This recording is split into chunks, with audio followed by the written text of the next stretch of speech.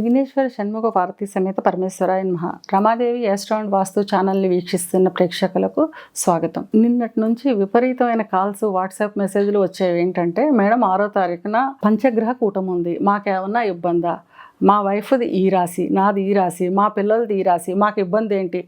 కనీసం 100లో వచ్చేస్తున్నాయి అనమాట. మెసేజ్లు వస్తున్నాయి, కాల్స్ వస్తున్నాయి. అసలు పంచగ్రహ కూటమి అంటే ఏంటి? 5 గ్రహాలు ఒకే రాశిలో ఉండడాన్ని, అంటే ఒకే రాశిలో కూటమిగా ఏర్పడడాన్ని పంచగ్రహ కూటమి అంటాం. ఈ పంచగ్రహ కూటమి ఎవరి వల్ల ఏర్పడుతుంది, ఎక్కడ ఏర్పడుతుంది? వృషభ రాశిలో ఈ పంచగ్రహ కూటమి ఏర్పడుతుంది. సూర్యుడు, చంద్రుడు, గురువు, బుధుడు, శుక్రుడు, ఈ 5 గ్రహాలు 5వ తారీఖు ఉదయం నుంచి 7వ తారీఖు ఉదయం వరకు కూటమిగా వృషభ రాశిలో ఉంటాయన్నమాట. దీన్నే కలిసి ఈ ఒకే రాశిలో ఉండడాన్ని పంచగ్రహ కూటమి అంటారు. ఈ పంచగ్రహం కూటమి వల్ల ఎవరికి ఇబ్బంది చూద్దాం.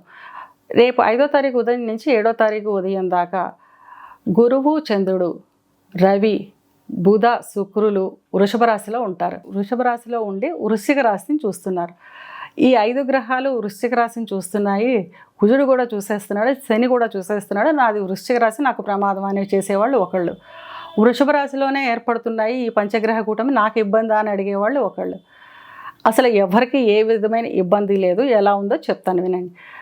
మన జాతకం అనేది జన్మజాతక చక్రం మీద ఆధారపడి పూర్తిగా పనిచేస్తుంది. గోచారం కూడా జన్మజాతక చక్రం మీద ఆధారపడే పనిచేస్తుంది. గోచారంలో చిన్న చిన్న ఇబ్బందులు ఉన్న పక్షంలో మనం ప్రతి మాస ఫలితాల్లోనూ చిన్న చిన్న పరిహారాలు చెప్పుకుంటున్నాం. ఆ పరిహారాలు చేసుకుంటే చాలు, అంతకు మించిన ఇబ్బంది ఏమీ లేదు. పంచగ్రహ కూటమి ఏర్పడింది, ఆ పంచగ్రహాలు మా వృశ్చిక రాశిని చూసేస్తే నా పరిస్థితి ఏంటనే వాళ్ళకి అసలు ఏముంది? గురువు చూస్తున్నాడు అక్కడ, పూర్ణ శుభుడు గురువు, గురు దృష్టి ఉంది. వృశ్చిక రాశికి అధిపతి అయిన కుజుడు దృష్టి కూడా ఉంది.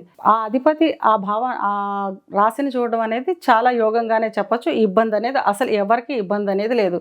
మళ్ళీ చెప్తున్న ప్రతి ఒక్కళ్ళకి కూడా వాళ్ళ జన్మజాతకమే ఎక్కువగా పనిచేస్తుంది. పూర్తిగా గోచారం కూడా జన్మజాతకం ప్రకారమే పనిచేస్తుంది. జన్మజాతక చక్రంలో ఏదైనా ఇబ్బందులు ఉన్నప్పుడు గోచారంలో ఉన్న ఇబ్బందులు జరిగే ప్రమాదం ఉంటుంది. కనుక దానికోసమే మనం ప్రతి నెల చెప్పే పరిహారాలు అన్నమాట. అవి చేసుకోండి సరిపోతాయి. అసలు ఇబ్బంది ఎవరికి?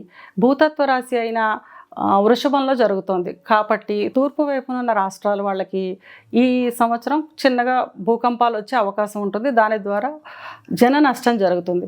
మామూలుగా ఈ పంచగ్రహ కూటమి ఏర్పడినప్పుడు రాజులకు ఇబ్బంది.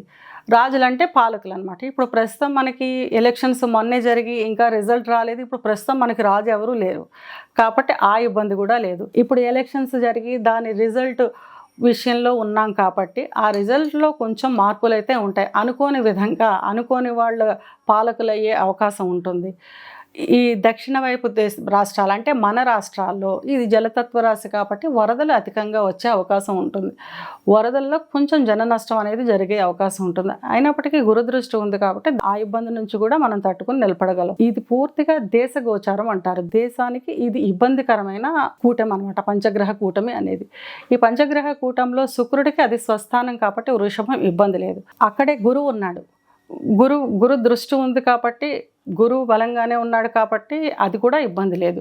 ఇప్పుడు కుజుడు స్వస్థానంలో ఉన్నాడు కాబట్టి, శని స్వస్థానంలో ఉన్నాడు. ఇప్పుడు ఇన్ని గ్రహాలు స్వస్థానంలో ఉన్నప్పుడు పెద్దగా ఇబ్బందులు ఉండే అవకాశం అయితే ఉండదు. ముఖ్యంగా చెప్పుకోవాల్సింది ఏంటంటే, ఇది దేశ గోచారానికి మాత్రమే, అంటే దేశానికి మాత్రమే ఇది ఇంప్లిమెంట్ అవుతుంది అనమాట. దేశం అంటేనే ప్రజలు, మనమే దేశం కాబట్టి మనకి మన రాశికి చెప్పిన పరిహారాలు చేసుకుంటూ ఆ 2 రోజులు విష్ణు సహస్రనామం పారాయణం చేయడం, శివుడి ప్రీతి ఉన్నవాళ్ళు శివుడికి అభిషేకం చేయడం వల్ల దేశం కూడా సుభిక్షంగా ఉంటుంది. ఈ ఇబ్బందుల నుంచి తప్పించుకోగలుగుతాం. అంతేగాని వ్యక్తిగత జాతకాలని ఈ పంచగ్రహ కూటమి అసలు ఇబ్బంది అయితే పెట్టదు.